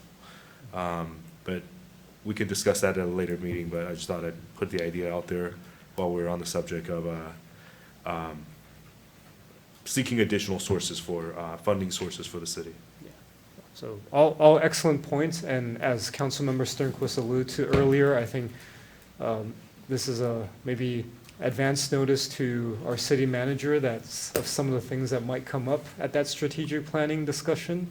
And I think stemming from that discussion, we can make some more concrete decisions on whether it's additional committees that need to be established or whatever resources that we would need to make certain things happen. All right, and as Mr. Murphy had noted, we are kind of blurred into item 14, and we will start with Councilmember Chavez. No, I brought him up in item 13 already. What? Any additional items? No additional items. Okay. Next, Councilmember Sternquist. A few things. I met with 3 residents in the past 2 weeks, and, you know, I always tell them that there's 5 council members, and they can reach out to all of you also, and reminded them who the new mayor is, because some people just don't realize the transition. But what I did tell them was that I'm always willing to listen, as any of us are, but we individually don't solve their problems, to just try and get that point across to them. And then I'll let you know what they were about, and all the things that I discussed with them, I've shared with Brian. But I thought it's important when we meet with residents that all of you should know, you know, what the topics were at least. The first one was the vacancies on Las Tunas. And I reached out to Brian, and Brian was going to get the council some information on that. And I see them, but I really didn't know the amount that was there. But this person had counted every single one, just on Las Tunas. Then the next one was, and I had spoken to Brian about this also, and you're going to bring back this ordinance for us to look at, our banners on the streets on Las Tunas. There are so many new businesses, restaurants specifically, and they all have the biggest banners covering, you can't see the inside of the restaurant. So I think with what we've recently done with, you know, the streetscape and continue to improve, we need to take a look at that sooner than later. So Brian's bringing that back to us, but it's definitely a concern from residents, and this resident is very vocal and meets with people at McDonald's and Apollo Burger, et cetera. So they all had a say in what he was meeting with me about. Doesn't McDonald's have banners on their windows too? On the side they do. I don't know as much on the front. You can't even see inside. But that's where they met. Oh, okay. And then spoke to Brian about this one also. There is a huge concern about the Carl's Jr. vacancy. So I don't know, Brian, if you want to just update the public on what's happened with that, what you can disclose. Sure, it's in escrow with a private property owner who will look to, it sounds like they will redevelop the property, but it isn't, the property is in escrow right now. So if anybody asks, it's an escrow, and we don't know at this point what's going to take the place. But I don't know how much business they did, but now everybody seems to just be like, what happened to Carl's Jr.? That was my favorite place to go. So I know there is a concern about that. And then, who is on the Las Tunas Streetscape ad hoc? You? Myself and Councilmember Yu. Okay. Yeah. I know Tom and I have gotten numerous questions about the planters and who selected them, and one business owner called to ask me, like, it's so tall, it's blocking half her business. So I don't know, are you two meeting regularly about? Not recently, but, Yeah, so but we have met and discussed the planters before. Would the banners be part of what you're doing, or would that be separate? That's if I may say, if I may, that is a zoning code Okay, issue rather than the ad hoc doing it. well, no, again, we talked with the ad hoc, but again, some of the decisions also from an aesthetic standpoint were staff level decisions as well. So, but those, if I respectfully, those are two different kind of Okay. decisions. So- In the public right of way, changes in the public right of way and the zoning code. Because zoning code more on the policy level decision, which we, as I mentioned before, we'll bring back to you as a separate discussion item. And what I will propose to do as well is look at Los Tunas a little bit more comprehensively as well from a zoning code standpoint, so that you can have a kind of a menu of things to look at. And maybe if there's some, for lack of better terms, constraints that we as a government agency are providing in the zoning code, just to provide that as provide that as some options for the council to consider. If you could provide the council with the zoning code. Greg, I know at one time we had talked about this before, and we were doing a really good job of keeping the banners from staying there longer than a specific time. I don't know if it was 30 or 60 days, but I think it would be helpful for us to know what we relied on in the past, going forward. Sure. We're happy to look into that and bring it back. I think, just to clarify, when it comes to the streetscape project, I'm thinking about the banner are the ones that are on the light pole. No, the I ones know on these the are window businesses. coverings or Well, you're talking about temporary sign banners. ordinance and not so much banners, signs on. So I guess on- they would fall under sign ordinance. Yeah, I did, we have a very, We looked at that issue once before. we have a very did. comprehensive sign ordinance, so maybe Brian can bring back some I reporting. think it might be more of an issue of enforcement Right, than yeah. maybe some of the businesses are doing maybe more than they should be doing at this point. Okay, and then, I think that's If I it. may, just want to address one item that Councilmember Stern, you brought up about the planters. It was actually a pretty careful consideration by us. One of the things that was discussed and perhaps had not been well known to most folks, the previous planter were a maintenance nightmare. And unfortunately, a lot of folks been kind of using it as bathrooms. So there was a conscious decision to pick some taller planters. But did they have to be so big and so pink? That's the complaint I hear from most people.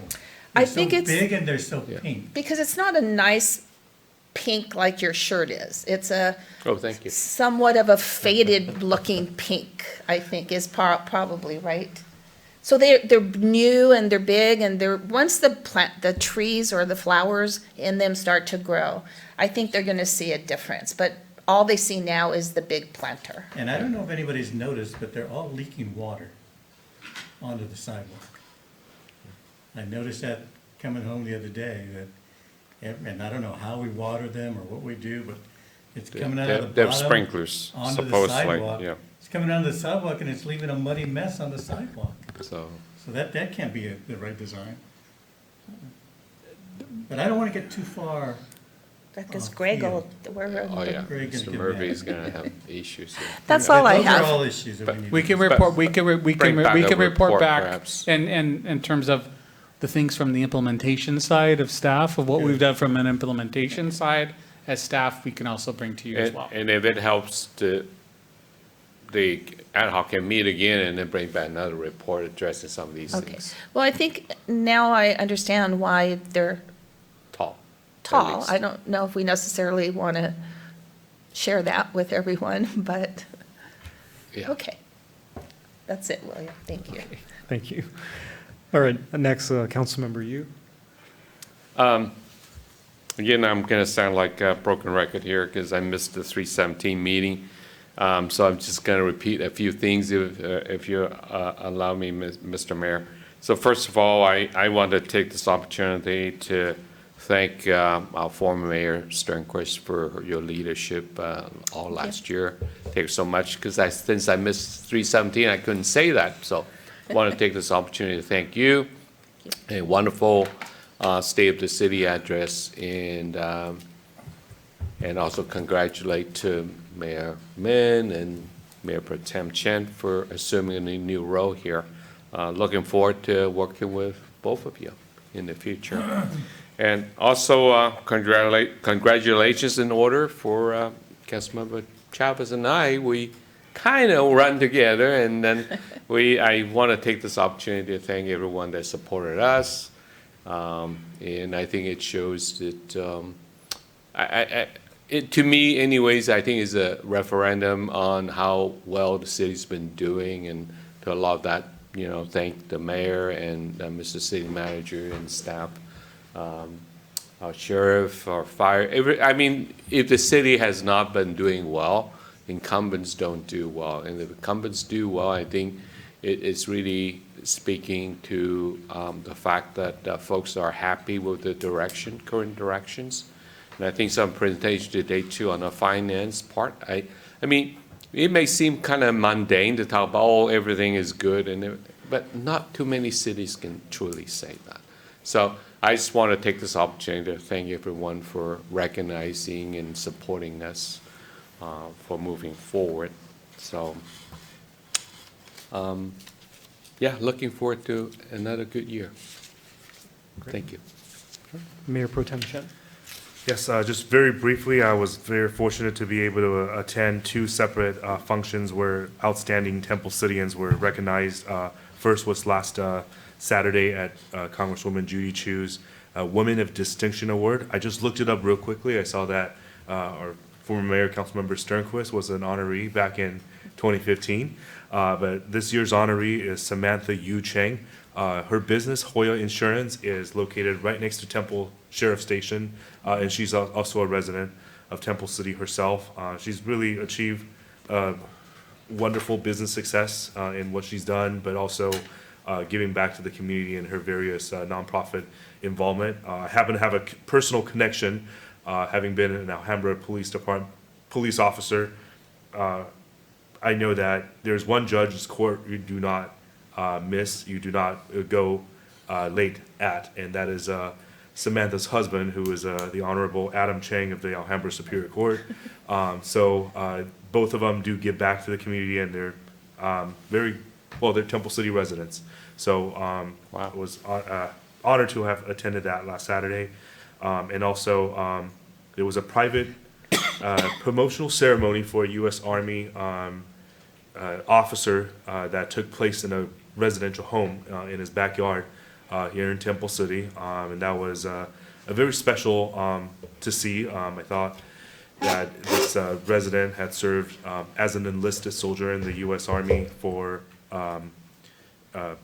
starting out in his career in the Army, but then later on became an officer in the Green and Gold program, and since then has risen up the ranks. He was a staff sergeant when I first met him during a tour of Fort Irwin. This was back in 2014, but at this promotion ceremony, he now attained the rank of major. So that was a very nice, very simple but elegant ceremony that took place in the backyard of a Temple City home. So I was very fortunate to be able to attend that. And I saw that also staff has, in city manager's report, that there was some very good news concerning our efforts with Southern California Edison to gain additional electric vehicle charging stations here at Temple City Hall, as well as Live Oak Park. So I was happy to see that. I just wanted to point out, and kudos to the team for doing a great job. Okay. Great, thank you. A few items. I do want to build on one thing that Councilmember Sternquist mentioned about the vacancies on Las Tunas. I think in a future item or report, what would really help us understand the situation better is it's not just the number of vacancies. I think it's trying to understand why, right? Are there certain factors that are within our control, whether it's an ordinance, a planning item, some kind of regulation that might be inadvertently inhibiting development or businesses from coming in. That, I don't know if we've ever really asked that question. I think the downtown specific plan from the early 2000s was kind of intended to do the opposite, which is to be a catalyst for downtown development, but that's been over 20 years. And as far as I'm concerned, there's a lot of those that still kind of remain, right? And then I'll give like just one quick example of something that we may or may not have a good answer for, but on the corner of Encinita and Las Tunas is the old Altadena Dairy Farm drive-through market that has been vacant for quite a number of years. And I recall that the last time someone attempted to do something at that property was a drive-through boba store that was ultimately denied by the Planning Commission on various reasons, right? Which I won't go into. But again, each property is unique on Las Tunas and has different constraints that kind of govern why certain properties may remain vacant longer than others. And so any kind of substantive policy level discussion on changes from the planning side, I think requires an understanding of the why, not just the number. Because it's easy to count, but it's hard to explain the reason. And I would ask that something like that put on our strategic plan agenda, because it is an issue that's going to come up this year. To answer your question about why a lot of these places are empty, I have one answer, and that's Amazon. But that's not the only answer. And you're right, there are reasons, and we need to get to the root of that. And if that means hiring additional staff or consultants or something to help us with that, because obviously I think we don't have the manpower to do that ourselves at this point. We need some kind of help, and I think that's something that we should discuss. I agree with you. Sure. Yeah, and I think in the same vein, I know we're updating or looking at updating the Crossroads specific plan.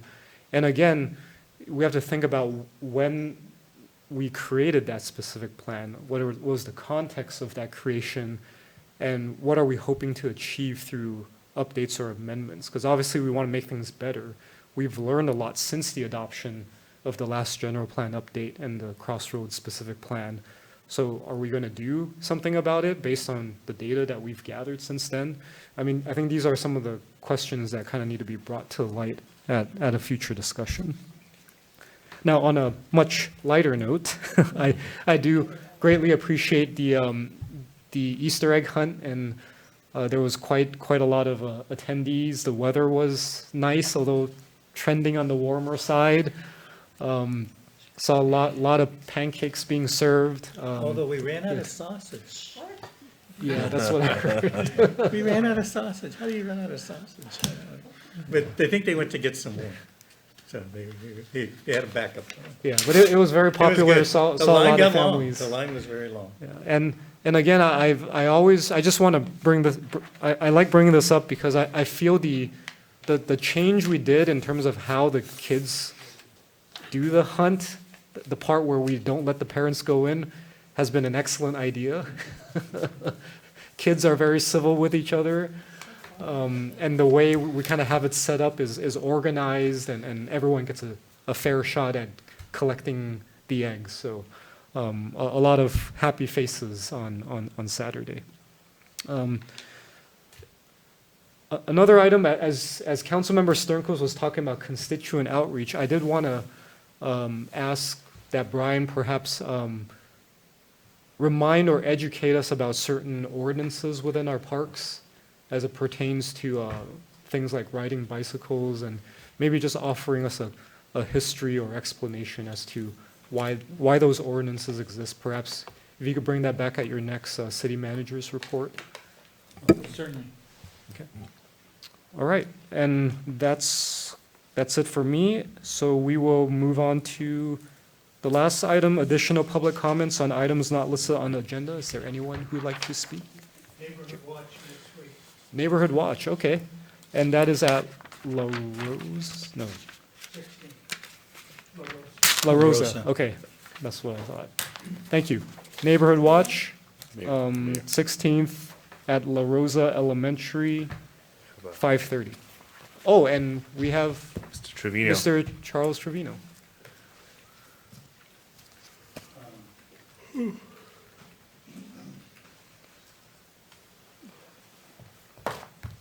Thank you, Mayor. Charles Trevino, Upper San Gabriel Valley Water. Basically, one of the concerns that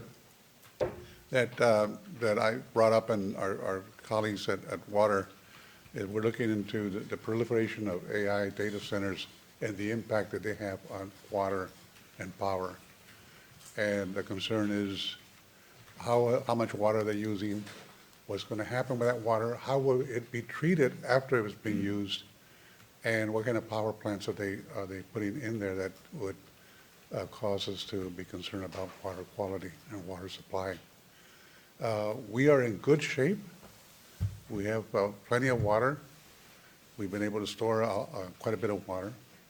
And so we have enough water for the next 2 years if we ever get into a serious drought, which we might. Climate change is upon us. Climate change is here, and we're getting ready for the fact that we will be seeing some big changes in terms of whether we get a lot of water, not enough water, how intensive the heat will be, and what will be the results of that heat wave. Because we're seeing big changes in our environment.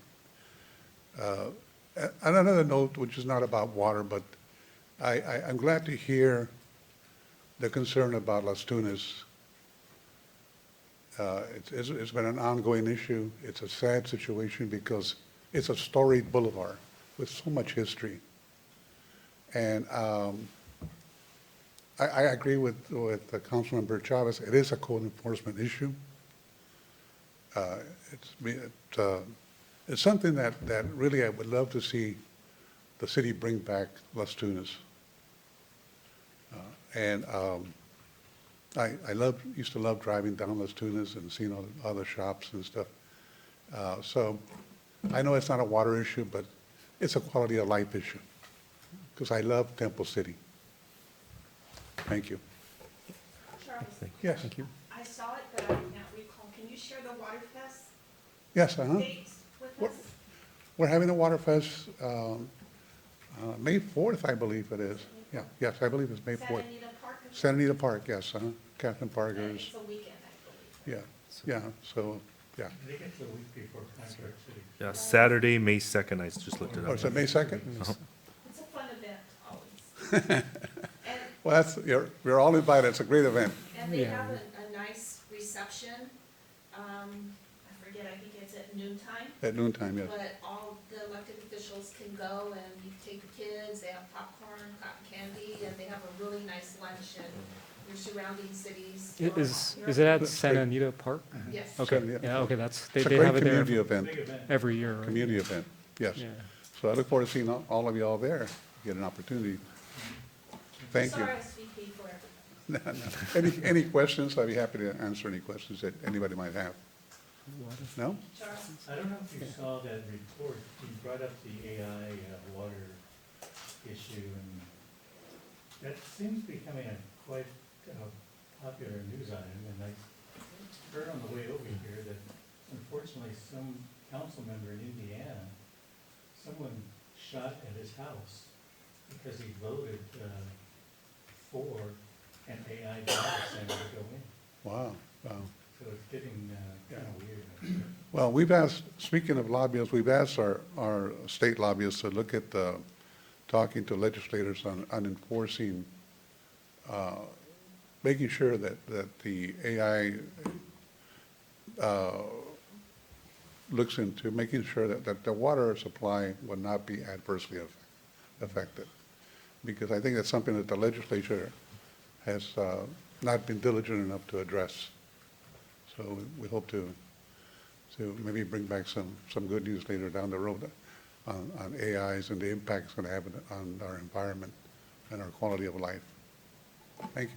Okay, all right, thank you. Is there anyone else who would like to address the council? Okay, seeing none, I will close public comments, and we are adjourned for the evening. Have a good night.